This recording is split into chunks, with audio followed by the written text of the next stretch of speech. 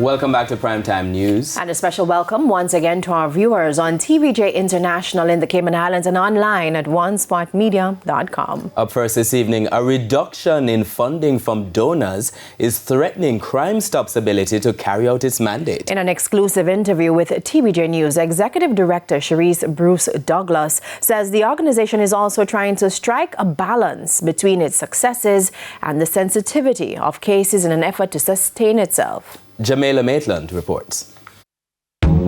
We've got a message for you criminals out there. For over 3 decades, Crime Stop has been a critical tool in Jamaica's national security program.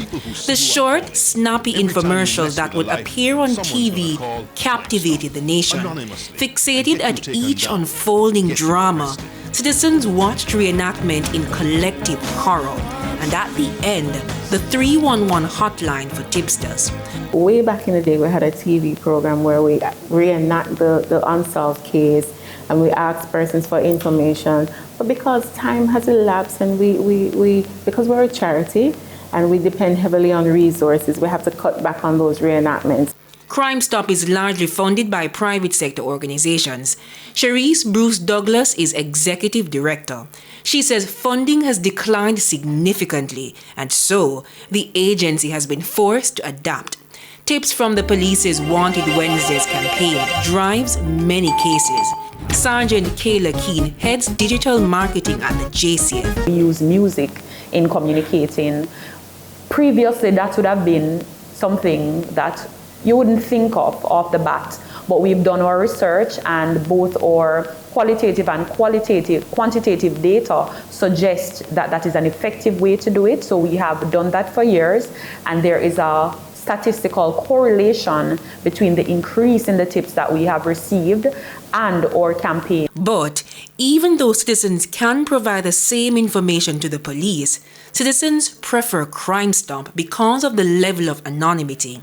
Citizens do not need to provide their names nor any personal information. When they call, they're given a unique ID for a case. The tips are then forwarded to the police to investigate. How we trace each intelligence that comes in is through a unique code number. So you would have to call us at any time of the day. Say you're calling about file 123, we'll tell you that 123 was action. This is what came out of it. Are you interested in a reward? But could Crime Stop be facing a similar problem like the police? The executive director says rewards are uncollected even when tips lead to success. Of the 590 tips that we received so far this year, only about 4% of our tipsters ask for a reward. Not a lot of people want the reward. Do you think not asking for it is incumbent on them feeling as if they may be traced because of it? Based on the conversations that we've had with our sources, I say it's civic duty. Equally important is that there have never been any reports of breaches in confidentiality. So you don't have to show no ID, you don't have to say your name, you don't have to tell them where you're coming from or who sent you there. So again, I don't want to reveal too much of the process, but it has been working for years. We are 36 years in and we've never had a single source compromise. Mrs. Bruce Douglas says the reduction in donor funding is threatening the 36-year-old Crime Stop from carrying out its mandate.